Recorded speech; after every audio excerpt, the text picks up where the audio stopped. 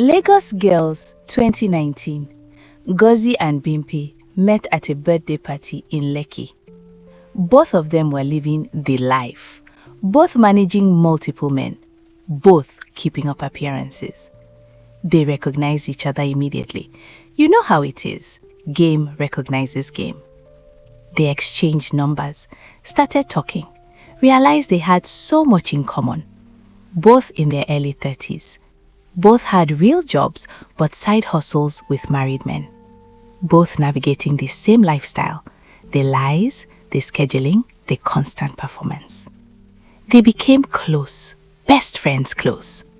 Ngozi, remember her? The HR consultant with 3 men, Alhaji Musa, Chief Obi, and Kunle, the tech bro, living in Banana Island. Bimpe, the realtor, with Godwin, the contractor, living in Ikit but upgrading fast. They'd meet for brunch every Sunday at Terra Culture, compare notes, share strategies. Girl, how do you keep them from finding out about each other? Sis, separate phones, and never post the same location twice in 1 week. They were a team. They protected each other's secrets, covered for each other. When Ngozi needed an alibi to tell Alhaji she was traveling, Bimpe will post pictures with her, making it look like a girl's trip. When Bimpe needed to explain expensive gifts to her family, Ngozi would say, "Oh, we went in on that together as business partners." For 6 years, they were solid. Until Valentine's 2026, when everything collapsed. And when poverty entered, their friendship exited. Inside Lifehole. On February 15th, they called each other. "Bimpe, I'm finished. All my men are gone." "Me too. Godwin's wife called me. It's over." They cried together on the phone, made plans to meet. February 18th, they met at their usual brunch spot, Terra Culture. But this time, no champagne, no expensive meals. They ordered water and shared 1 plate of jollof rice. That's how you know things were bad. They sat there, both broken, trying to figure out what to do next. "I can't afford my Banana Island rent anymore. I need to move. My landlord in Ikete is asking for renewal. I can't pay without Godwin." Then Ngozi said something that changed everything. "Bimpe, I know someone, a big man. He's looking for, someone new, someone younger than me." Bimpe looked up. "Who?" "Alhaji Musa, the one who cut my allowance. He said he's reducing me because of his wife's questions. But between me and you, I think he just wants someone fresh, someone his wife doesn't know about yet." Bimpe's eyes widened. "Ngozi, are you seriously trying to pass your man to me? He's not my man anymore. He cut my allowance. And you need money. We both need money." Bimpe was quiet. Ngozi continued. "Look, he's 54. He's rich. He's generous. You're 33, younger than me. He'll like you. I can introduce you. You help me get a finder's fee. You get a new sponsor. We both win." This was the moment their friendship died. But Bimpe didn't know it yet. She said, "Let me think about it." February 16th. Bimpe made her decision. But she didn't call Ngozi. She called Chief Obi directly. Remember Chief? Ngozi's other sponsor, the one whose wife almost caught them. Bimpe had gotten his number months ago when she and Ngozi had a double date situation. The men didn't know each other, but Bimpe had Chief's contact saved.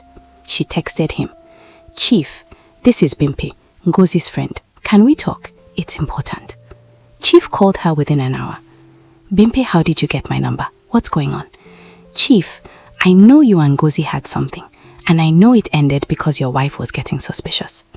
"Okay, and I also know you probably want someone your wife doesn't know about, someone completely off her radar." Chief was quiet. Then, "Go on. I'm available. I'm discreet. I'm different from Ngozi. Younger, different style, different vibe. And your wife has never seen me before." She was selling herself, pitching herself like a business proposal. Chief was interested. "Send me your picture." She did. 2 days later, February 15th, they met at a hotel in Victoria Island. By March 1st, Bimpe had a new arrangement. Chief agreed to 600k monthly allowance, help with her rent when it was due, occasional shopping and vacation money. It wasn't as much as what Ngozi used to get, but it was something. And Bimpe, she didn't tell Ngozi. She just disappeared. Stopped answering calls, stopped replying to texts. Until 18th, Ngozi ran into one of Chief's friends at a restaurant. The man looked at her strangely. Ngozi, I thought you and Chief were done. We are, since February. Then why is he with your friend now? Ngozi's heart stopped. What friend? The light-skinned one, the one with the blonde braids. I saw them at Echo Hotel last week. The one Ngozi offered to introduce her to. But Chief, the one Ngozi had been with for years. The one who knew all her secrets. That's not just taking a man. That's betrayal. Ngozi called Bimpe 17 times that night. Bimpe didn't answer. Finally, she texted, "So you are with my Chief now. You went behind my back." Bimpe replied an hour later, "Ngozi, you don't own him. You said yourself it was over. I'm just surviving like you taught me to. I taught you. I trusted you. We were friends. We were friends when we both had money. Now we're both broke. Friendship doesn't pay bills." And that text message destroyed 6 years of friendship. Ngozi was furious. Not just hurt, furious. She did something that would lead to the fight. February 24th, Saturday night. Rumors nightclub in Lekki Phase 1. Ngozi knew Bimpe would be there. She'd seen her post on Instagram story. "Tonight we turn up." Ngozi showed up. Not to party, to confront. She found Bimpe in VIP, drinking, laughing with other girls. Ngozi walked straight up to her table. "Bimpe, we need to talk, now." Bimpe looked up, saw her and rolled her eyes. "Ngozi, not here, not tonight." "Yes, here. Yes, tonight. You took my man and you think we're just going to..." "He wasn't your man. He dumped you." People started staring. Ngozi's voice got louder. "I introduced you to this life. I showed you how to navigate these men and you stabbed me in the back." Bimpe stood up. "You want to talk about stabbing backs? You were going to sell me to Alhaji like I'm some product. Finder's fee. You were going to pimp me out. I was trying to help you. You were trying to use me to get money from a man who doesn't even want you anymore." That's when Ngozi snapped. She threw her drink in Bimpe's face. Bimpe lunged at her. They crashed into the table. Glasses shattered. People screamed. Security tried to pull them apart, but they were locked in. Hair pulling, slapping, screaming, "You're a snake. You're a bitter old woman." It took 4 security men to separate them. They were both thrown out of the club, both banned, both humiliated, and their friendship? Dead. Completely dead. As they were being escorted out, separately, Ngozi shouted one last thing. "I'm telling Chief everything about you, everything." Bimpe shouted back, "Do it. See if I care. At least I have a man. You have nothing." And that was it. 6 years of friendship over.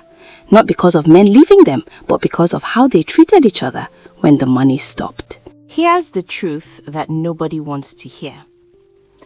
Friendships built on shallow foundations crumble when pressure comes. Ngozi and Bimpe weren't really friends. They were allies in a game. And when the game ended, so did the alliance.